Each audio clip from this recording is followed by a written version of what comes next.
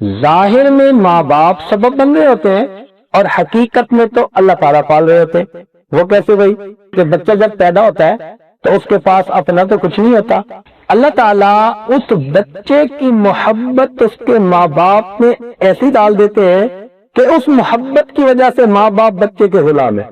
بچے کے رونے پہ ماں باپ روتے ہیں اور بچے کے ہنسنے پہ ماں باپ ہنستے ہیں۔ تو چھوٹا سا بچہ ماں باپ کو ابھی فائدہ بھی نہیں کوئی دے پا رہا، ذرا روتا ہے، باپ کہتے ہیں بیٹے چاہیے کیا؟ میں تجھے ابھی لا کے دوں گا۔ ماں کہتی ہے بیٹے رو نہیں، جو تجھے چاہیے ہم ابھی لے کے دیں گے۔ تو ماں باپ کے دل میں یہ محبت اللہ رب العزت نے ڈالی اور اس محبت کی وجہ سے بچے کے سب کام سنورتے۔ اب بتائیے کہ بچے کی پیدائش کے بعد ماں کو کیا پڑی تھی؟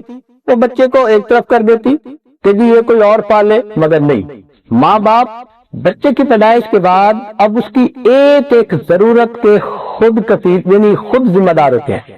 ماں دن بھی نہیں سوتی، رات میں بھی نہیں سوتی، پہلے بچے کو پلاتی ہے، بعد میں خود پیتی ہے، پہلے بچے کو کھلاتی ہے، بعد میں خود کھاتی ہے، پہلے بچے کو سلاتی ہے، بعد میں خود سوتی ہے۔ سارے دن کی تھکی کام کرنے والی ذرا آنکھ لگی تھی اور بچے نے کھٹکا کر دیا، اب اس کو اپنی تھکن بھول گئی، وہ اٹھ کے فوراً بچے کو اٹینڈ کرتی ہے۔ ہم نے دیکھا کہ بعض بچے ماں کی گود میں سو جاتے ہیں اور وہ ماں گھنٹوں ایسی بیٹھتی ہے کہ میں ہلوں گی تو میرے بیٹے کی آنکھ نہ کھل جائے۔ یہ ماں باپ کو بچے کا ایسا خادم کس نے بنایا؟ اللہ رب العزت نے بنایا۔ گویا اس محبت کی وجہ سے اللہ تعالیٰ ماں باپ کے ذریعے سے اس بچے کو پال رہے ہوتے ہیں۔ بچے کے پاس اپنا تو کچھ بھی نہیں، ایک چیز اس کی اپنی ہے جس کو کہتے ہیں رونا۔ بچے کو بھوک لگی وہ رو پڑا، دودھ کا بندوبست ہو گیا۔ بچے کو پیاس لگی رو پڑا، پانی کا بندوبست ہو گیا۔ بچے کو نیند آئی رو پڑا، بستر کا بندوبست ہو گیا۔ بچے کو بیماری ہوئی رو پڑا، علاج کا بندوبست ہو گیا۔ بچے کو کسی چیز کی طلب ہے رو پڑا، اس چیز کا بندوبست ہو گیا۔ ایک رونا اس کا اپنا تھا، اس ایک رونے نے اس کے زندگی کے سارے کاموں کو سنوار دیا۔ یہاں سے کسی عارف نے نکتہ نکالا کہ اے دوست، جب تو رونا جانتا تھا اللہ تعالیٰ تیرے سارے کاموں کو سنوار دیتے تھے، تو نے رونے کو بھلا دیا، اللہ نے تیرے کاموں کو اٹکا دیا۔ تو اللہ رب العزت ہمارے رب ہیں، ہمارے پالنے والے، ہمیں ہر نعمت دے کر نقطہ کمال تک پہنچانے والے تو اللہ رب العزت ہے۔ نگہبان، نگران، روزی دینے والے، ہر چیز عطا کرنے والے اور ہر چیز کی خیبر خبر رکھنے والے وہ ہمارے پروردگار اللہ ہے۔ یہ ایک اتنا اہم پوائنٹ ہے نا کہ ہم دل میں کیا یقین رکھتے ہیں کہ ہمیں کون پال رہا ہے۔ زبان سے تو ہر بندہ کہے گا جی اللہ پال رہا ہے، لیکن عمل دیکھو تو لگتا ایسے ہے کہ دکان سے پل رہے ہیں، آفس سے پل رہے ہیں، اپنے بزنس سے پل رہے ہیں۔ کیوں نمازیں قضا کر دیتے ہیں، دکان پہ بیٹھے رہتے ہیں؟ اس لیے کہ یقین ہے کہ اگر دکان سے ہٹ کے نماز پڑھیں گے تو کسٹمر ٹوٹ جائیں گے۔ تو یقین کس پہ ہوا؟ دکان پہ ہوا۔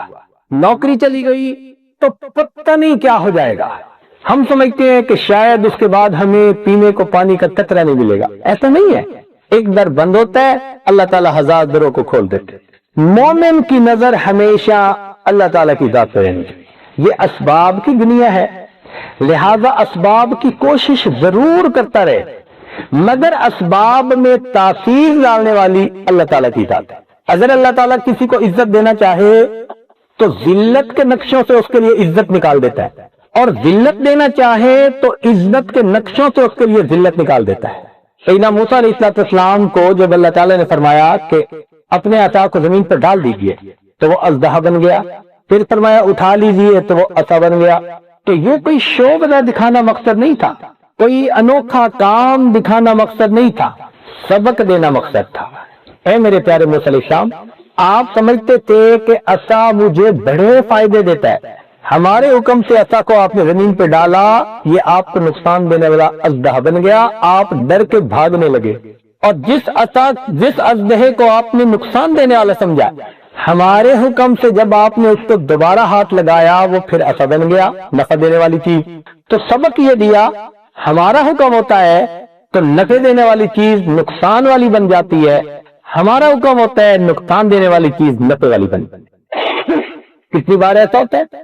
عام طور پہ دودھ پینے سے بندے کو صحت ملتی ہے اور جب اللہ تعالیٰ چاہتے ہیں تو دودھ پینے سے فوڈ پوائزننگ ہو کے بندے کی الٹا موت ہو جاتی ہے، یہی دودھ موت کا سبب بن جاتا ہے۔ تو معلوم ہوا کہ ہر چیز اللہ تعالیٰ کے حکم سے اثر پذیر ہوتی ہے، اور ان میں اثر ڈالنے والی ذات اللہ رب العزت کی ہے، وہ ہمیں پال رہا ہے، مگر اسباب ہمیں نظر آتے ہیں۔ اب دیکھیں، ظاہر میں تو لگتا ہے کہ جی ہم نے بیج ڈالا، پانی دیا اور کھیتی نکل آئی۔ اللہ تعالیٰ فرماتے ہیں کہ یہ بتاؤ کہ پانی کس نے نازل کیا؟ ام انزلتموہ من المزن ام نحن المنزلون، تم اتارنے والے ہو یا ہم اتارنے والے ہیں؟ فرمایا تزرعونہ ام نحن الزارعون، تم زراعت کرتے ہو یا ہم زراعت کرنے والے ہیں؟ اس لیے کہ اگر اللہ تعالیٰ چاہے تو زمین کے نیچے کے پانی کو خشک کر دے تو ساری کی فصلیں اور سارے درخت جو ہیں وہ سوکھ کے لکڑی بن جائے۔ اور اگر کوئی کہے کہ جی آج کل تو نیا زمانہ، زمین کی بجائے اور انداز سے جو ہے وہ فصلیں اگائی جاتی ہیں، تو پھر ان فصلوں پر بیماریاں بھیجنا کس کا اختیار؟ اللہ رب العزت کا۔ وما یعلم جنود ربک الا ہو، اللہ تعالیٰ کے لشکروں کو اس کے سوا کوئی نہیں جانتا۔ چنانچہ یہ جو نئی ٹیکنالوجی ہے، اس میں وائرسز کا اتنا اثر ہوتا ہے، لگی لگائی فصل چند گھنٹوں کے اندر پوری کی پوری ٹنل کے اندر ختم ہو جاتی ہے۔ کیا ہوا؟ تو جی وائرس آ گیا۔ اب یہ وائرس نظر نہیں آتا، وائرس کے آنے کا پتہ نہیں چلتا، یہ بھیجنا کس کے اختیار میں؟ اللہ کے اختیار۔ تو ہماری جو ہر چیز سلامت ہوتی ہے، یہ اس لیے کہ اللہ تعالیٰ اس کو سلامت رکھتے ہیں، اور اللہ تعالیٰ ہمیں محروم کرنا چاہے تو یہ سب فصلوں سے ہمیں محروم کر سکتے ہیں۔ تو مومن کے دل میں یہ پکا یقین ہوتا ہے کہ مجھے پالنے والا اللہ رب العزت، اس کی ذات پر ہمیشہ نظر رہے۔ آج کل امیدیں اور جگہوں پر لگ گئی ہیں، اس لیے کہتے ہیں اور جی ہم یہاں سے وہاں چلے جائیں گے تو ہمارا کیا بنے گا؟ کیا یہاں کا خدا اور ہے، وہاں کا خدا اور ہے؟ زمین میں ہماری روزی نہیں ہے۔ اللہ تعالیٰ فرماتے ہیں وَفِي السَّمَاءِ رِزْقُكُمْ، قرآن عظیم الشان، اور تمہارا رزق آسمانوں میں، وَإِن مِّن شَيْءٍ، جو کوئی بھی چیز ہے، إِلَّا إِنَّنَا خَزَائِنُهُ، اس کے ہمارے پاس خزانے، وَمَا نُنَزِّلُهُ إِلَّا بِقَدْرٍ معلوم، ہم ایک معلوم اندازے کے مطابق اتارتے ہیں۔ تو اللہ تعالیٰ جب چاہتے ہیں تو بندے کا کاروبار ایسا ہوتا ہے کہ اس سے پیسے سنبھالے نہیں جاتے، اور جب اس کو محروم کرنے پہ آتے ہیں تو یکدم گھر بیٹھے بٹھائے چلے ہی جاتے ہیں۔ کتنے لوگ ایسے ہیں جی ادھر انویسٹ کیے تھے، ادھر انویسٹ کیے تھے، شیئر اتنا تھا اور بند کتنے کا گیا؟ 0 ہو گیا، لاکھوں لٹا بیٹھے، وہ کدھر گئے؟ اللہ نے واپس لے لیے۔ لینا چاہے تو وہ لینا بھی جانتا ہے، اور دینا چاہے وہ دینا بھی جانتا ہے۔ تو رزق اللہ تعالیٰ کے اختیار میں۔ میں ایک بندے کو جانتا ہوں کہ جو ان پڑھ ہے، سائن کرنے نہیں جانتا، انگوٹھا لگاتا ہے، اور کروڑوں روپے لگا کر اس نے ہسپتال بنایا، اور پڑھے لکھے PhD ہوتے ہیں، بیچارے گھر نہیں خرید سکتے ساری عمر۔ تو رزق کس کے اختیار میں؟ اللہ تعالیٰ کے اختیار میں، وہ جس کو چاہے جتنا رزق عطا فرما دیتا ہے۔ تو ہمارا پالنے والا اللہ تعالیٰ ہے، ہم اسباب سے نہیں پل رہے، اللہ تعالیٰ ہمیں پال رہا ہے۔ ورنہ یہ ایک بہت بڑا دھوکہ ہے جو انسان کو لگا ہوا ہوتا ہے، کہتے جی اگر اس جگہ سے اس جگہ چلے گئے ہمارے بچوں کا کیا بنے گا، ہمارے رزق کا کیا بنے گا؟ رزق تو اللہ تعالیٰ نے دینا ہے، تو یقین اللہ تعالیٰ کی ذات پہ۔ اتنی طلع میں اقبال نے کہا بتوں سے تجھ کو امیدیں، خدا سے نہ امیدی، بتوں سے تجھ کو امیدیں، خدا سے نہ امیدی، مجھے بتا تو صحیح اور کافری کیا ہے؟ یہی تو کفر ہے کہ اللہ رب العزت سے نظر ہٹ جائے اور مخلوق پہ نظر جم جائے۔ اسباب پہ نظر ہم نے نہیں رکھنی، مسبب الاسباب پہ نظر رکھنی ہے۔ تو یہ پکا یقین کہ ہمارا پالنے والا اللہ رب العزت، یہ یقین بنانا ہے۔ ظاہر آنکھ سے جو آتا نظر آتا ہے نا، اس کی نفی کر دیجئے۔ اللہ تعالیٰ چاہ رہے ہیں تو مجھے نوکری سے مل رہا ہے، جب وہ نہیں چاہیں گے تو مجھے کھڑے کھڑے جواب مل جائے گا۔ کیا لوگ لے آف میں جاتے ہیں، ایک رات ہوتے ہیں تو مینیجر ہوتے ہیں، اور اگلے دن دفتر جاتے ہیں تو پتہ چلتا ہے چھٹی ہو گئی۔ تو پالنے والا اللہ رب العزت ہے، یہ پکا یقین دل میں رکھنا چاہیے۔ اس سبق کو یاد کرنے کے لیے اللہ تعالیٰ نے ہمیں دنیا میں بھیجا، یہ سبق ہم ساری زندگی یاد کرتے رہیں، نظریں اللہ تعالیٰ کی ذات پہ رہیں، تب یہ سبق پکا ہوگا۔ اسی لیے اگر آپ دیکھیں تو قرآن پاک میں یہ رب کا لفظ ہر صفحے یا دوسرے صفحے کے اوپر آپ کو نظر آئے گا. بار بار اس لفظ کو استعمال کیا گیا تاکہ میرے بندوں کو یہ سبق یاد رہے.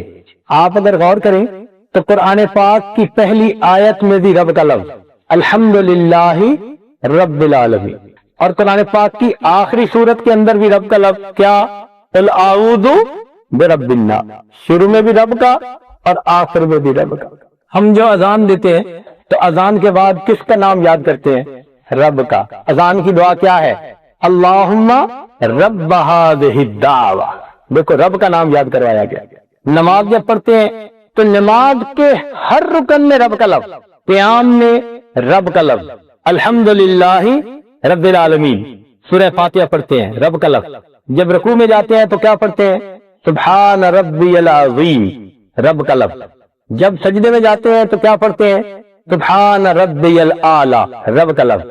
جب تحیات میں بیٹھتے ہیں تو دعا کیا پڑھتے ہیں؟ رب اجعلنی مقیم الصلاۃ، رب کا لفظ. تو آپ دیکھیے رب کے لفظ کا سبق بار بار دہرایا جا رہا ہے کہ یہ لفظ کانوں میں پڑتا رہے اور بات یاد رہے کہ ہمارا پالنے والا کون ہے، ہمارا پالنے والا کون ہے. اس لیے قرآن مجید میں یہ سبق دیا گیا کہ ہم اس سبق کو اچھی طرح دل نشیں کر لیں کہ ہمارا پالنے والا اللہ رب العزت ہے. اللہ تعالیٰ چاہتے ہیں کہ میرے بندے کا تعلق میرے ساتھ ایسا ہو جیسا اس بچے کا ماں کے ساتھ ہوتا ہے. دیکھیں بچے کا باپ کے ساتھ کیسا تعلق ہوتا ہے. ایک بچے نے اپنے دوست کو بتایا میں حج پہ جا رہا ہوں. اس نے کہا کہ تم نے اپنی درخواست دے دی؟ کہتا ہے نہیں. اچھا تم نے ٹکٹ خرید لی؟ کہتا ہے نہیں. اچھا تمہیں پتا ہے حج پہ کیسے جاتے ہیں؟ کہتا ہے نہیں. تم نے اپنا مکہ مکرمہ مدینہ منورہ میں کمرے بک کروا لیے؟ کہتا ہے نہیں. اچھا تمہارے پاس پیسے ہیں جانے کے؟ کہتے ہیں نہیں. تو وہ حیران ہو کے پوچھتا ہے کہ پھر حج کیسے کرو گے؟ تو یہ بچہ مسکرا کے جواب دیتا ہے میں اپنے ابو کے ساتھ جا رہا ہوں. اب جب اس نے یہ لفظ کہا نا کہ میں ابو کے ساتھ جا رہا ہوں تو اس کے تمام سوالات کا اس نے جواب دے دیا کہ جب ابو کے ساتھ جا رہا ہوں میری ٹکٹ کا انتظام، میرے کپڑے کا انتظام، میرے کھانے کا انتظام، میرے پینے کا انتظام، میری ہر چیز کا انتظام میرا کیئر ٹیکر میرا والد میرے ساتھ موجود ہے. جیسے اس بچے کو والد کے اوپر یقین ہے نا، ایسے مومن کو اللہ تعالیٰ کی ذات پہ یقین ہو کہ اللہ تعالیٰ میرے ساتھ موجود ہے. لہذا اگر میں اس کو راضی کروں گا اور اس کے حکموں پہ عمل کروں گا وہ پروردگار کسی معاملے میں مجھے لیٹ ڈاؤن نہیں ہونے دے گا. وہ مجھے کسی بھی معاملے میں بے آسرا نہیں چھوڑے گا، بے سہارا نہیں چھوڑے گا. آج باپ بچے کے نفع کا بھی ذمہ دار ہوتا ہے اور بچے کے نقصان کا بھی ذمہ دار. کوئی آ کے کہہ دینا کہ جی آپ کے بچے نے پتھر پھینکا اور میری گاڑی کا شیشہ توڑ دیا. باپ کہتا ہے اچھا جی بچہ تھا میں آپ کو پیسے ادا کر دیتا ہوں. اب باپ نے تو نہیں توڑا تھا، پیسے دے گا، ذمہ دار ہے. تو بچے کی ہر چیز کا ذمہ دار پروردگار والد ہے. اسی طرح جو بندہ اپنے رب کا فرما بردار بنتا ہے اس کے ہر چیز کا ذمہ دار اس کا پروردگار بن جاتا ہے. اللہ تعالیٰ ذمہ داری لے لیتا ہے. اس لیے تو فرمایا وہ یتولی الصالحین، وہ نیکوں کا سرپرست ہے، گارڈین ہے وہ نیک لوگوں کا. تو یہ سبق ہم نے یاد کرنا ہے. چھوٹے بچے کو دیکھا اگر کوئی چیز لینی ہو تو امی کی طرف بھاگتا ہے، کوئی اس کو اٹھانا چاہے تو امی کی طرف دیکھتا ہے، کوئی اسے کوئی چیز دے تو امی کی طرف دیکھتا ہے، کوئی مانگے اس سے تو امی کی طرف دیکھتا ہے. اس چھوٹے سے بچے کی ساری امیدیں اس کی ماں کے ساتھ لگی ہوتی ہیں، حتیٰ کہ وہ ماں کسی وقت غصے میں آ کے اس بچے کو کہتی ہے کہ لٹ تو بستر پہ مجھے تنگ مت کرو، پھر بھی اسی ماں کے ساتھ لپٹتا ہے. جھڑکیاں دکھاتا ہے پھر بھی ماں کے ساتھ لپٹتا ہے. جیسے اس بچے کا تعلق ماں کے ساتھ ہوتا ہے پروردگار عالم چاہتے ہیں میرے بندے کا یہ تعلق میرے ساتھ ہونا چاہیے. اگر یہ نصیب ہو گیا تو گویا ہم نے رب کے لفظ کی حقیقت کو سمجھ لیا. دیکھیں قرآن مجید میں اکثر و بیشتر جو دعائیں بتائی گئیں یہ نقل فرمائی گئیں، مانگنے والوں نے وہ سب دعائیں رب کے لفظ سے مانگی ہیں. توجہ فرمائیے ذرا. حضرت آدم علیہ السلام نے دعا مانگی ربنا ظلمنا انفسنا وان لم تغفر لنا وترحمنا لنكونن من الخاسرین. تو دعا مانگ رہے ہیں کس لفظ کے ساتھ؟ رب کے لفظ کے ساتھ. ان کے بعد سیدنا نوح علیہ السلام آئے تو سیدنا نوح علیہ السلام نے بھی دعا مانگی تو رب کے لفظ کے ساتھ. کیا کہا؟ रब इन्नी दाऊतु कौमी लैला व नहारा रब इन्नहुन्ना अदलल्न कसीरम मिनन नास रब ला तज़र अलल अर्ज़ि मिनल काफिरीन दय्यारा। तो किस लफ्ज़ से दुआएं मांग रहे हैं? रब के लफ्ज़ के साथ मांग रहे हैं। फिर उसके बाद देखिए सैयदना इब्राहिम अलैहिस्सलाम वो दुआ मांगते हैं, रब्बी इन्नी अस्कन्तु मिन ज़ुर्रिय्यती बिवादिन गैरि ज़ी ज़रइन इंद बैतिकल मुहर्रम रब्बना लियुकीमुस्सलाह। देखा, फजअल अफ़इदतम मिनन नास तहवी इलैहि।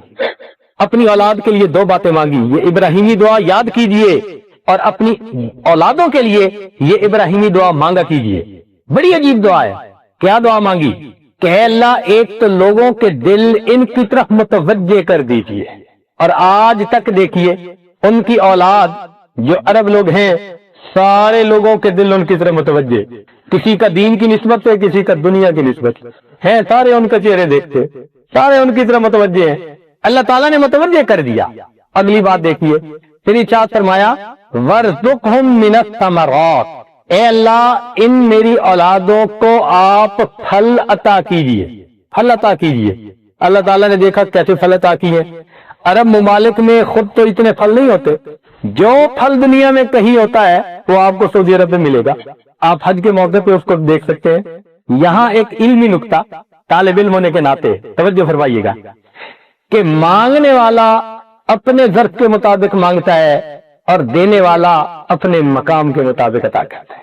मांगने वाले नबी अलैहिस्सलाम ने क्या मांगा? अल्लाह इनको फल दे दीजिए, फल दे दीजिए। अब आम हालात में तो फल वही होते हैं जो दरख्तों पे लगते हैं, www.darsequran.com। तो अल्लाह ताला फरमा देते हैं कि ठीक है इनको दरख्तों के फल दे दिए जाएंगे। नहीं, बल्कि अल्लाह ताला ने जवाब में क्या फरमाया? युजबा इलैहि समरात कुल्ली शै, हर चीज का समर मैं इनको दूंगा। हर चीज के समर से क्या मुराद? कि दरख्तों के फल उनका समर होते हैं, और खेतों में जो सब्जी होती है वो उनका समर होता है, और फैक्ट्रियों के अंदर जो चीजें बनती है वो उनका समर होता है, कारखानों में जो चीज बन रही होती है वो उनका समर। कुल्ली शै का लफ्ज़ फरमाया। मांगने वाले ने तो फल मांगे थे, और देने वाले ने फकत दरख्तों के फल नहीं, दुनिया के दरख्तों के, इंडस्ट्री के, कारखानों के, खेतियों के, हर चीज के फल बनने वाले फाइनल प्रोडक्ट को अल्लाह ने वहां पहुंचा दिया। मेरे मौला आप कितना अता करने वाले हैं। आगे देखिए सैयदना मूसा अलैहिस्सलाम, एक मर्तबा उन्होंने अपनी कौम के एक आदमी को बचाने के लिए दूसरे बंदे को जरा समझाने के लिए मुक्का मारा, तो फवक़ज़ मूसा फ़क़ज़ा अलैहि, वो तो टेक्निकल नॉकआउट ही हो गया, उसकी तो डेथ हो गई। खैर अगले दिन इनकी कौम को वही बंदा दूसरे से झगड़ रहा था, तो उन्होंने उससे कहा यार लगते हैं कि तू ही झगड़ालू है। उसे कल का मसला याद था, तो उसने कह दिया अच्छा मुझे ना कत्ल कीजिए जैसे आपने कल बंदे को मार डाला। तो बात आउट हो गई। अब फिरौन को पता चला, तो उसने अपने पार्लियामेंट का इजलास बुलाया कि हम हजरत मूसा अलैहिस्सलाम के बारे में कोई डिसीजन ले। उनमें से एक बंदा ऐसा था जिसके दिल में अल्लाह ताला ने हजरत मूसा अलैहिस्सलाम की मोहब्बत डाली।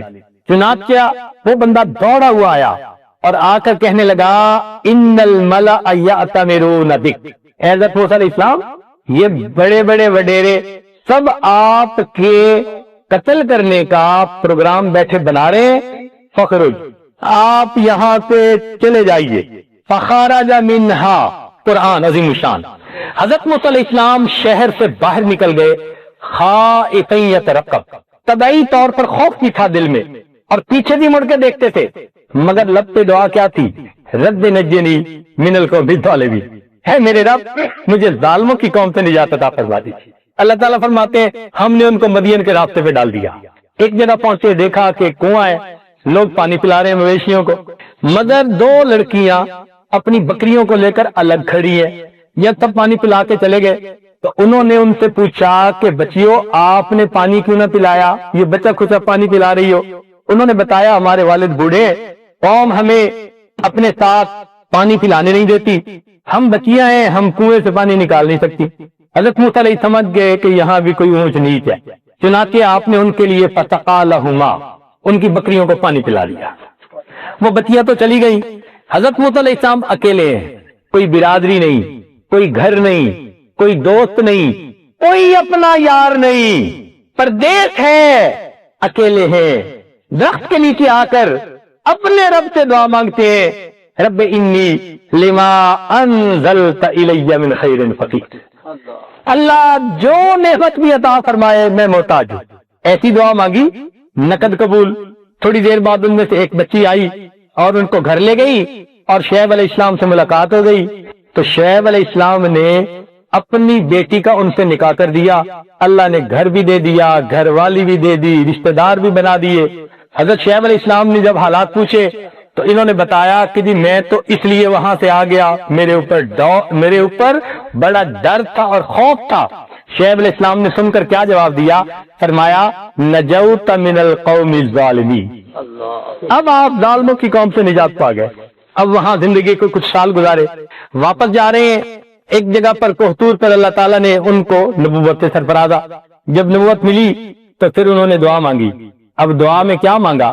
رب اشرح لی صدری۔ دیکھو کون سا لفظ استعمال ہو رہا ہے؟ رب کا لفظ استعمال ہے، رب اشرح لی صدری ویسر لی امری واحلل عقدۃ من لسانی یفقہوا قولی واجعل لی وزیرا من اہلی ہارون اخی اشدد بہ ازری واشرکہ فی امری۔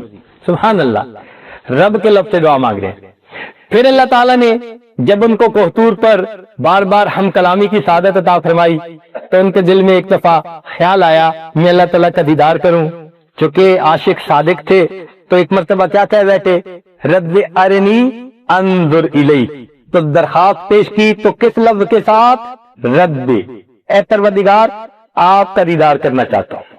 تو دیکھیے وہ بھی رب کا لفظ استعمال فرماتے ہیں۔ ان کے بعد دیکھیے، چلیں حضرت یوسف علیہ السلام کو دیکھ لیں، اللہ تعالیٰ نے ان کو پردیس میں ایک جگہ ایسے موقع پر پہنچا دیا کہ جیل چلے گئے۔ تو جیل میں جا کے جہاں اپنا کوئی بھی نہ تھا، دعا کیا مانگی؟ رب السجن احب الی مما یدعوننی الیہ، اے اللہ یہ عورتیں جس گناہ کی طرف مجھے بلا رہی ہیں نا، اے میرے پروردگار اس سے تو مجھے جیل اچھی، جیل بھیج دیجیے۔ تو پروردگار نے انہیں کچھ وقت کے لیے جیل بھیجا، مگر جیل سے نکال کر انک الیوم لدینا مکین امین، اللہ تعالیٰ نے ان کو تخت کے اوپر بٹھا دیا اور تخت و تاج عطا کر کے خزانوں کا والی بنا دیا۔ آگے دیکھیے حضرت عیسیٰ علیہ السلام کی زندگی۔ حواریین نے کہا کہ آپ ہمارے لیے اللہ سے کچھ مانگیے، تو حضرت عیسیٰ علیہ السلام نے کیا دعا مانگی؟ ربنا انزل علینا مائدۃ من السماء۔ یہ جو ہمارا پنجابی زبان میں لفظ استعمال ہوتا ہے نا، مائدہ، میدہ، آٹے میں میدہ، یہ اصل میں عربی کا لفظ مائدہ تھا، اس کا بگڑے ہوا شکل ہے۔ تو اللہ تعالیٰ نے مائدہ اتار دیا ان کے کھانے کے لیے۔ تو دعا مانگی رب کے لفظ کے ساتھ۔ پھر نبی علیہ السلام تشریف لائے، آپ نے دعا مانگی تو کس لفظ کے ساتھ؟ ربنا آتنا فی الدنیا حسنہ وفی الآخرۃ حسنہ وقنا عذاب النار، تو رب کے لفظ کے ساتھ۔ تو معلوم ہوا کہ جتنے انبیاء کی دعائیں منقول ہیں سب کس لفظ سے مانگی گئی؟ رب کے لفظ کے ساتھ مانگی، اور یہ رب کا لفظ پوری زندگی ہمارے ساتھ ہے۔ دیکھیے ایمان کا معاملہ آیا تو کہنے والے نے کیا کہا؟ ربنا اننا سمعنا منادیا ینادی للایمان ان آمنوا بربکم فآمنا، تو ربنا کے لفظ کے ساتھ ایمان کے قبول کا تذکرہ۔ پھر اگر بندے سے گناہ سرزد ہو گئے تو دعا کیا منگائی گئی؟ ربنا اغفر لنا ذنوبنا واسرافنا فی امرنا۔ دیکھا اپنے کاموں میں جو کمی کوتاہی اس کی معافی مانگ رہے ہیں تو کس لفظ کے ساتھ؟ رب کے لفظ کے ساتھ مانگ رہے ہیں۔ زندگی میں ہر بندے کو اچھی زندگی چاہیے، خوشگوار ازدواجی زندگی۔ تو ازدواجی زندگی کی دعا اللہ تعالیٰ نے قرآن مجید میں بتلائی کہ تم یہ مانگو۔ وہ کون سی دعا تھی؟ فرمایا ربنا ہب لنا من ازواجنا وذریاتنا قرۃ اعین وجعلنا للمتقین اماما، رب کے لفظ کے ساتھ مانگ رہے ہیں۔ تو معلوم ہوتا ہے کہ جو بھی دعا ہے وہ ربی کے لفظ کے ساتھ منگوائی جا رہی ہے۔ اور یہی نہیں کہ یہ رب کا لفظ یہی تک، زندگی میں بھی اور زندگی کے بعد موت کے وقت بھی رب کا لفظ۔ چنانچہ جب میت کی روح نکالی جاتی ہے تو وہ کیا کہتا ہے؟ قال رب ارجعون، قرآن عظیم الشان۔ دیکھیے اے میرے رب مجھے واپس لوٹا دے، لعلی اعمل صالحا فیما ترکت کلا، تو موت کے وقت بھی رب کا لفظ۔ कल्ला इज़ा बलगतित तराक़ी वल्तफ़तिस साक़ बिस्साक़ इला रब्बिका यौमइज़िल मसाक़। देखिए रब का लफ्ज़ क़यामत के दिन के लिए। अच्छा बंदे को दुनिया में मौत आ गई तो अब बंदा कहाँ पहुंचा? अगली मंजिल पे, जिसको कब्र कहते हैं। तो कब्र में सबसे पहला सवाल क्या होगा? मन रब्बुक। देखिए जिंदगी भर सबक याद करवाया और जब कब्र में पहुंचा तो पहला सवाल क्या पूछा? मन रब्बुक, तेरा रब कौन है? इससे मालूम हुआ कि जो जिंदगी में दिल से ये यकीन रखता होगा कि मेरा पालने वाला मेरा परवरदिगार है, न मैं दफ्तर से पलता हूं, न मैं बिजनेस से पलता हूं, न मैं दुनिया की ज़राअत से पलता हूं, न मैं किसी बंदे के जरिए से पल रहा हूं, मुझे मेरा रब पाल रहा है। जिसने ये सबक दुनिया में पक्का याद किया होगा, जब कब्र में जाएगा तो पहले सवाल पर क्या कहेगा? रब्बी अल्लाह, मेरा रब अल्लाह है। अच्छा अब देखिए कि कब्र से उतर आगे जाकर हशर के दिन अल्लाह के सामने खड़े हो गए। हशर के दिन अल्लाह के सामने खड़े हो गए तो उस दिन ईमान वाले अल्लाह ताला से क्या दुआ मांगेंगे? अल्लाह ताला ईमान वालों को उस दिन ईमान का नूर अता फरमाएगा। तो वो क्या कहेंगे? रब्बना अतमिम लना नूरना वगफिर लना इन्नका अला कुल्ली शैइन कदीर। देखा रब्बना का लफ्ज है। फिर आगे देखिए कि अब जो है पुल सिरात के ऊपर से सबने गुजरना है, सारी मखलूक ने पुल सिरात से गुजरना है। तो उसके लिए क्या फरमाया? व इन मिनकुम इल्ला वारिदुहा कान अला रब्बिका हतमम मक़दिया। देखा पुल सिरात से गुजरते हैं, फिर रब का लफ्ज़। फिर आगे जाकर खड़े होंगे तो नामे आमाल मिल जाएंगे। तो जन्नती लोग जन्नत में और जहन्नमी लोग जहन्नम में। तो जहन्नमी लोगों को जब जहन्नम में डाला जाएगा तो वहां जाकर भी ये दुआ मांगेंगे रब के लफ्ज़ के साथ। क्या कहेंगे? रब्बना अखरिजना इन उदना फइन्ना ज़ालिमून। अब दुआ किस लफ्ज़ से मांग रहे हैं? रब के लफ्ज़ के साथ। रब के लफ्ज़ के साथ मांग रहे हैं। खुद कहेंगे रब्बना गलबत अलैना शिकवतुना व कुन्ना कौमन ज़ालिमीन रब्बना अखरिजना फइन उदना फइन्ना ज़ालिमून। देखा रब के लफ्ज़ के साथ दुआ मांग रहे हैं। 5 दुआएं मांगेंगे जो कुरान मजीद में मनकूल हैं और 5वीं मर्तबा अल्लाह ताला फरमाएंगे इख्तऊ फीहा वला तुकल्लिमून। कपा हो जाओ, पड़े रहो फटकारे हुए, आज के बाद मुझसे हम कलामी मत करो। जैसे नाराज होकर बंदा कहते हैं ना कि चला जा, मैं तेरा चेहरा नहीं देखना चाहता। बिल्कुल अल्लाह ताला जहन्नमियों को बिलाकर ये फरमा देंगे, पड़े रहो फटकारे हुए, मैंने तुम्हें पाला, मैंने तुम्हें जरूरतों के वक्त जो है पुष्ट पनाही दी, सब कुछ मैंने दिया। तुम मखलूक की मोहब्बतें दिल में भरते फिरते रहे, तुम मखलूक की पूजा करते हुए, तुम मजाजी इसके अंदर फंसे रहे, तुम दुकान के पीछे पड़े रहे कि उधर से तल रहे हो। अब मुझसे कहते हो कि हमें वापस लौटा दे, पड़े रहो फटकारे हुए। खबरदार, आज के बाद मुझसे कलाम मत करो। जन्नती लोग जन्नत में जाएंगे तो देखिए अल्लाह ताला फरमाते हैं वसीक़ल्लज़ीना तक़ौ रब्बहुम इलल जन्नति ज़ुमरा। तो जन्नती लोग प्रोटोकॉल के साथ जन्नत में जाएंगे। जहन्नमियों को तो हाँक के ले जाएगा ना, जैसे रेवड़ बकरियों का हाँक के ले जाते हैं, लेकिन जन्नती लोगों को प्रोटोकॉल के साथ, जैसे गाइडेड टूर होता है, ऐसे फरिश्ते दोनों तरफ से उनको साथ लेकर जाएंगे। और जब जन्नती दाखिल होंगे वल मलाइकतु यदखुलूना अलैहिम मिन कुल्ली बाब, फरिश्ते हर दरवाजे से उन जन्नतियों के इस्तकबाल के लिए आएंगे। क्या कहेंगे? सलामुन अलैकुम, तुम पर सलामती हो, तुम्हें शाबाश हो, तुम्हें मुबारक हो। अपनी जबान में तर्जुमा करूं तो कहेंगे ओ तुसी जींदे रहो, सलामुन अलैकुम बिमा सबरतुम, तुमने सब्र ज़ब्त जिंदगी गुजारी, सने मौक़दरदार, और जींदे रहो। कितने अच्छे बंदे थे तुम लोग। तो देखिए रब का लफ्ज इस्तेमाल हो रहा है। अच्छा जन्नत में जब रहेंगे तो आगे फिर रब का लफ्ज इस्तेमाल हो रहा है। रब का लफ्ज, रब की तरफ मुतवज्जे हो जाएंगे। वसक़ाहुम रब्बुहुम शराबन तहूरा, और उनका रब उनको शराब तहूर पिलाएगा। देखिए कौन सा लफ्ज इस्तेमाल हुआ? रब का लफ्ज इस्तेमाल हुआ। तो मालूम हुआ कि ये ऐसा लफ्ज है जो यौम मीसाक को सबक मिला जिंदगी भर उसकी तैयारी का वक्त है। ये यकीन हमने दिलों में बनाना है कि हमारा रब अल्लाह है, हर तरफ से अपने यकीन को तोड़ना है। और कई दफा जब बंदा खुद नहीं ना छोड़ रहा होता असबाब की जान, अल्लाह ताला जबरदस्ती छुड़वाते हैं उसका यकीन बनाने के लिए कि देखो अब भी तो तुम पल रहे हो ना, अब मर तो नहीं ना गए, जिंदगी में तो रिज्क मैंने जिम्मे लिया तो मैं तुम्हें रिज्क दूंगा। अल्लाह अकबर। हमारे भाईजान का एक शागिर्द था, उसने मैट्रिक का इम्तिहान दिया और वो फेल हो गया और उसके बाद 2-3 साल नजर ही नहीं आया। अचानक कई सालों के बाद वो उनको मिला तो उन्होंने पूछा भाई क्या बना तुम मैट्रिक का इम्तिहान देने के बाद नजर ही ना आए? कहने लगे जी मेरी खुश नसीबी कि मैं मैट्रिक में फेल हो गया। वो बड़े हैरान, फिर वो कहें कि क्या कह रहे हो?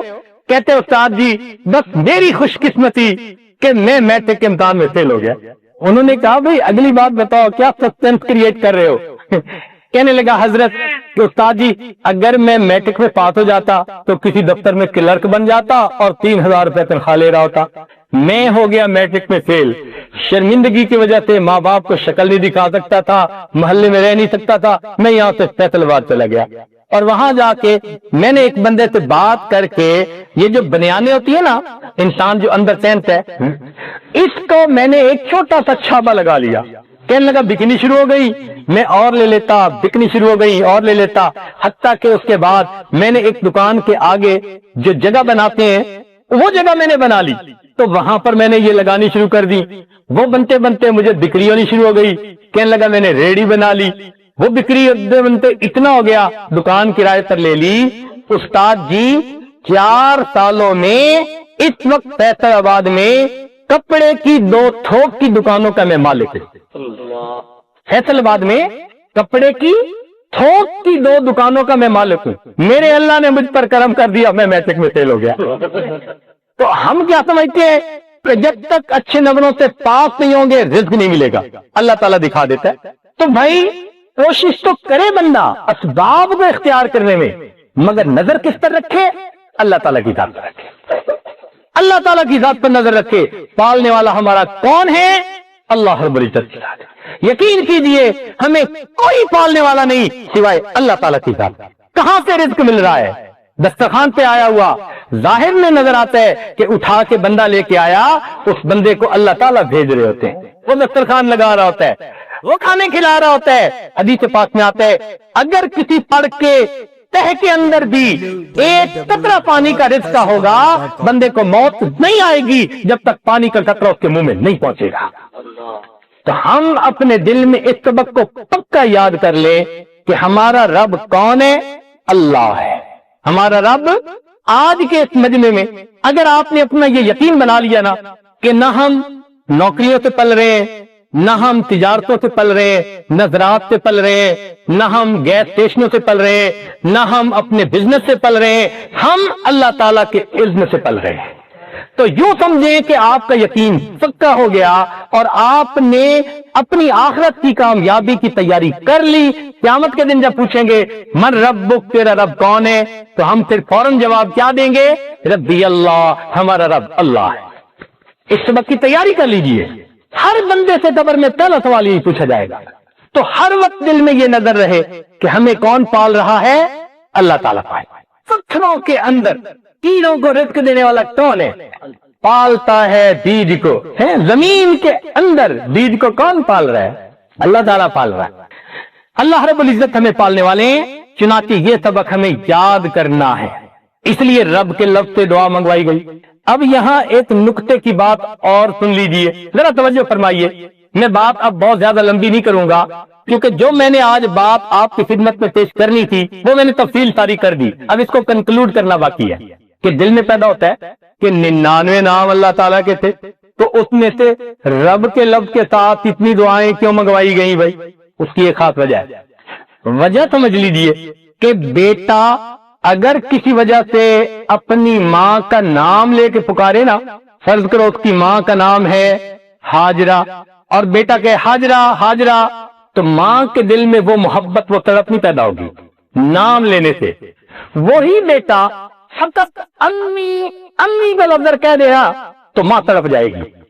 امی کے لفظ کے ساتھ ماں کا تعلق ہے، پالنے کا تعلق ہے. جس نے پالا ہوتا ہے اسے دوسروں کی نسبت زیادہ تعلق ہوتا ہے. دیکھیں، باپ کو بھی اولاد سے محبت ہوتی ہے، ماں کو زیادہ ہوتی ہے نسبتاً، اس لیے کہ ماں نے پالنے میں زیادہ کردار ادا کیا ہوتا ہے. اگر کوئی عورت اپنی اولاد نہیں، بہن کا بچہ لے کے پال لے تو اس سے بھی اسی طرح محبت ہو جاتی ہے جس طرح اپنے بچے سے. کیا وجہ؟ پالا ہوتا ہے. تو اصل چیز تو پالنا ہو گئی نا. دیکھیں، عورتوں کو عام طور پر اللہ تعالیٰ نے دل میں نرمی دی، بچوں کے بارے میں دل کے اندر محبت دی. کوئی بھی بچہ روئے گا نا اور وہاں کوئی بھی اجنبی عورت بھی ہے نا تو اس کا دل فوراً متوجہ ہوگا بچہ کیوں رو رہا ہے. لیکن اپنی ماں کا معاملہ کوئی اور ہوتا ہے. اگر ماں بیٹھی ہے اور دوسرے کمرے سے وہ امی کا لفظ سنتی ہے کہ میرا بیٹے نے مجھے پکارا اور اس کو اس کا کوئی قریبی روک دے کہ آپ نہیں باہر جا سکتی، تو وہ ماں کیا کرے گی؟ خوش ہوگی، آنکھوں سے آنسو فوراً آ جائیں گے. پتہ نہیں میرے بیٹے کے ساتھ کیا ہو رہا ہے، وہ مجھے پکار رہا ہے، کیوں نہیں مجھے جانے دیتے. تو جس طرح ماں امی کا لفظ سن کے تڑپتی ہے، مانگتا اسے کہتی ہے فوراً اس کی پکار کو پہنچو، بالکل اسی طرح پروردگار نے اپنے انبیاء کو یہی لفظ سکھا دیا. اور میرے بندو، تم جب رب کے لفظ کے ساتھ دعا مانگو گے، کیونکہ میں پالنے والا ہوں، میری خاص رحمت، میری خاص شفقت جو اس میں آئے گی، تمہارے ہاتھ نیچے نہیں جائیں گے، میں پروردگار پہلے تمہاری مرادیں پوری کر لوں گا. کاش کہ ہم رب کے لفظ کی حقیقت کو سمجھ سکتے ہیں. اس لیے جب مومن کہتے ہیں نا یا رب یا رب، اللہ تعالیٰ متوجہ ہوتے ہیں. حدیث پاک میں آتا ہے کہ ایک بندہ بت پرست تھا اور قدرتاً اس نے یا رب کہہ دیا، اللہ تعالیٰ فوراً متوجہ ہوئے. تو فرشتوں نے کہا کہ اللہ، یہ بندہ تو ساری عمر کفر و شرک کا مرتکب ہوتا رہا. فرمایا کہ وہ کفر و شرک کا مرتکب ہو کر عبودیت سے نکل گیا تھا، میں پروردگار اس کی ربوبیت سے تو خارج نہیں ہوا، ابھی بھی رب تو میں ہی ہوں. تو اگر وہ مجھے پکارے گا تو میں پروردگار تو اس کی دعا پر آمین کہوں گا. ایک واقعہ کتابوں میں لکھا ہے، ایک آدمی بت پرست تھا، ایک رات یا صنم یا صنم یا صنم پکارتا رہا. کوئی دکھی ہوگا، کوئی پریشان ہوگا، نیند آ گئی، اونگنے کی وجہ سے زبان سے یا صنم کی بجائے یا صمد کا لفظ نکل آیا. یا صمد، اب صمد اللہ تعالیٰ کا نام. تو جیسے ہی اللہ کا نام نکلا، اللہ تعالیٰ متوجہ ہوئے، لبیک یا عبدی، میرے بندے مجھ سے کیا مانگتا ہے، کیا مانگتا ہے. فرشتے حیران، اللہ یہ بت پرست، یہ بتوں کو پوجتا رہا اور اونگ کی وجہ سے آپ کا نام نکلا. آپ فوراً متوجہ ہوئے. رب کریم نے فرمایا کہ دیکھو وہ ساری رات بتوں کو پکارتا رہا، بتوں نے جواب نہیں دیا، میرا نام اس کی زبان سے نکلا، میں بھی جواب نہ دیتا، مجھ میں اور بتوں میں کیا فرق رہ جاتا. اللہ تعالیٰ ہمارا رب ہے. ہم یہ یقین دل میں اتار لیں کہ ہم جب اللہ تعالیٰ کو پکاریں گے وہ پروردگار ضرور ہماری پکار کو سنے گا. کوئی ماں ہے دنیا میں ایسی کہ بچہ پکارے اور وہ جواب نہ دے، سنتی ہو؟ ممکن نہیں. ماں کے دل میں یہ مامتا کی نعمت، یہ کیا ہے؟ اللہ تعالیٰ نے اپنی رحمت کی ایک پریکٹیکل نشانی دنیا میں دکھا دی. لوگو، اللہ کی رحمت کو تم نہیں سمجھ سکتے، وہ تمہاری سمجھ سے بلند و بالا ہے. لیکن جہاں تم سمجھ سکتے ہو، ہم تمہارے درمیان یہ ماں کا ایک رشتہ بنا دیتے ہیں. دیکھو، اگر تم ماں کے ساتھ کسی وقت جو ہے وہ برائی کا بھی معاملہ کر لو گے، وہ تمہارے سلوک بد سلوکی کو تمہاری نادانی سمجھ کر معاف کر دے گی. وہ تمہاری ماں ہے، تم ناراض کر لو گے، پھر اگر اس کی طرف آؤ گے تو ماں تمہیں فوراً سینے سے لگا لے گی. یہ ماں کی مامتا تمہارے لیے نمونہ ہے. اگر یہ مخلوق ہو کر اتنی معاف کرنے والی، اتنی محبت کرنے والی، اتنی جان دینے والی، اتنا بچے کی ضرورتوں کو پورا کرنے والی، اپنی ضرورتوں پر بچے کو مقدم کرنے والی ذات ہے، تو جو اصل رحمتوں کا صفت رکھنے والا رحیم و کریم پروردگار ہے، میرے بندو، جب تم اسے پکارو گے وہ پروردگار تمہاری دعاؤں کو کیوں نہیں قبول فرمائے گا. اس لیے رب کے لفظ کے ساتھ دعائیں سکھائی گئی. اس لیے جب ہم رب کے ساتھ دعا مانگ رہے ہوتے ہیں نا تو ہمیں احساس ہونا چاہیے ہم کس پروردگار کو پکار رہے ہیں، کس ذات کو پکار رہے ہیں. اس لیے بندہ جب اپنے رب سے غفلت میں آ گیا، غافل ہو گیا، دور چلا گیا. اب جیسے بچہ ماں سے روٹھ جائے تو ماں کیا کہتی ہے؟ تو بیٹے اپنی اماں سے نہیں روٹا کرتے، بیٹے ماما سے نہیں روٹا کرتے، بیٹا کیوں مجھ سے روٹے ہو؟ کتنے پیار سے ماں سمجھا رہی ہوتی ہے. بالکل اسی طرح جو لوگ اللہ کے در کو چھوڑ کر غفلت سے کہیں اور چلے گئے، اللہ تعالیٰ فرماتے ہیں یا ایھا الانسان ما غرک بربک الکریم. دیکھا اے انسان، تجھے تیرے کریم رب سے کس چیز نے دھوکے میں ڈال دیا. بچے کو ماں کہتی ہے، بچے بیٹے ماما سے نہیں روٹھا کرتے. اللہ تعالیٰ فرماتے ہیں او انسان، اپنے رب سے نہیں روٹھا کرتے، رب کے در کو چھوڑ کے ادھر ادھر نہیں جاتے. کیوں بھٹکتے پھرتے ہو؟ کیوں ٹھوکریں کھاتے پھرتے ہو؟ کیوں پریشانیوں کا شکار ہوئے پھرتے ہو؟ کیوں دنیا کے اندر ڈپریشن میں زندگی گزارتے ہو؟ ایک تمہارا رب ہے، تمہاری ہر ضرورت کا پورے کرنے والا. اگر تم پریشان ہو، کوئی ضرورت نہیں تمہیں گولیاں کھانے کی. رات کے آخری پہر میں اٹھ کے وضو کر لو، تہجد کے وقت 2 رکعت ادا کر کے اپنا دامن پھیلا کر مانگو گے، وہ پروردگار تمہارے دلوں کو سکون سے بھر دے گا، وہ پروردگار تمہاری ساری پریشانیوں کو دور کر دے گا. تو دیکھیے رب کے ایک لفظ میں کتنی وسعت ہے. اگر ہم اس ساری وسعت کو سامنے رکھ کر پھر اللہ کو رب کے لفظ سے پکاریں گے تو اللہ تعالیٰ کتنا جلدی مدد فرمائیں گے. الحمدللہ اللہ تعالیٰ ہمیں اس سبق کو یاد کرنے کی توفیق عطا فرمائے اور اللہ تعالیٰ ہمیں دین و دنیا کی عزتیں عطا فرمائے. ایک بات اور ذہن میں رکھیے، میں نے ایک مرتبہ ایک جامعہ میں بچیوں کا امتحان لینا تھا، تو میں نے ان سے پوچھا، وہ پردے کے پیچھے بیٹھی تھیں، بخاری شریف کی طالبات تھیں. میں نے کہا کہ بچیوں یہ بتاؤ کہ دنیا میں سب سے آسان کون مان جاتا ہے؟ کس کو منانا سب سے آسان کام ہے؟ تو ایک بچی کہنے لگی جی دنیا میں امی کو منانا سب سے آسان کام ہے. میں نے کہا وہ کیسے؟ کہنے لگی کہ ایسے کہ اگر بھائی کو امی کسی وجہ سے ڈانٹ دیتی ہے تو میں گھر میں دیکھتی ہوں کہ بھائی غصے سے باہر نکل جاتا ہے تو تھوڑی دیر کے بعد امی پریشان ہو جاتی ہے، وضو کرتی ہے، مصلی پہ آ جاتی ہے، نماز پڑھتی ہے، نفلیں پڑھتی ہے، تلاوت کرتی ہے اور دعا مانگ رہی ہوتی ہے اور آنکھوں میں آنسو ٹپک رہے ہوتے ہیں، اللہ میرا بیٹا کسی برے کے ہاتھ میں لگ جائے، کوئی انتہائی قدم نہ اٹھا لے، اللہ میرے بیٹے کو خیریت سے واپس پہنچا دینا. اب جو ماں خود دعائیں مانگ رہی ہے کہ میرا بیٹا واپس آ جائے، تو وہ ماں اپنے بچے سے کیسے ناراض ہو سکتی ہے؟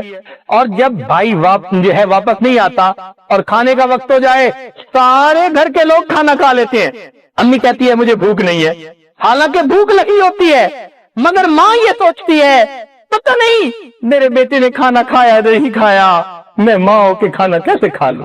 کیا ممتا ہے، کیا نعمت ہے یہ کہ میرے بیٹے نے پتہ نہیں کھانا کھایا ہوگا یا نہیں، میں یہاں کیسے کھانا کھاؤں؟ ماں کے حلق سے لقمہ نیچے نہیں اترتا. سونے کا وقت آ جاتا ہے، سارے گھر کے لوگ سو جاتے ہیں اور امی کو ابو سے ڈانٹ بھی پڑتی ہے کہ تمہاری نرمی نے بیٹے کو بگاڑ دیا، چلو سو جاؤ. وہ بستر پہ لیٹ بھی جاتی ہے مگر امی کی آنکھ نہیں لگتی، اس کے کان متوجہ ہوتے ہیں ٹیلی فون کی بیل کی طرف، کیا پتا میرا بیٹا مجھے فون کر دے. اس کے کان متوجہ ہوتے ہیں دروازے کی بیل کی طرف، کاش کہ میرا بیٹا دروازہ کھٹکھٹائے تو اس کو کہیں انتظار نہ کرنا پڑ جائے، مجھے نیند نہیں آ رہی، میں جلدی دروازہ کھول سکوں. اب جو ماں اتنی متوجہ ہے کہ میرے بیٹے کو دروازے پہ انتظار نہ کرنی پڑے، اس کی محبت کا اندازہ تو لگا لیجیے. اچھا اگر بھائی واپس آ جاتا ہے تو امی اسی وقت آ کے مجھے جگاتی ہے، کہتی ہے بیٹی وہ تمہارا بھائی آ گیا ہے، اس کو گرم کھانا بنا کے دو. میں کہتی ہوں امی اتنا ہی محبت تھی تو ڈانٹا کیوں؟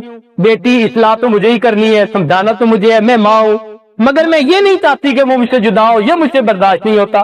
میں کہتی ہوں امی میں نے اس کو جو ہے دروازہ کھٹکھٹایا تھا، وہ سو گیا ہوگا، اچھا صبح جو ہے نا اس کو جو ہے نا کھانا دے دینا. صبح امی نماز پڑھنے کے بعد پھر آتی ہے، بیٹی جلدی کرو بھائی کو ناشتہ بنا کے دو.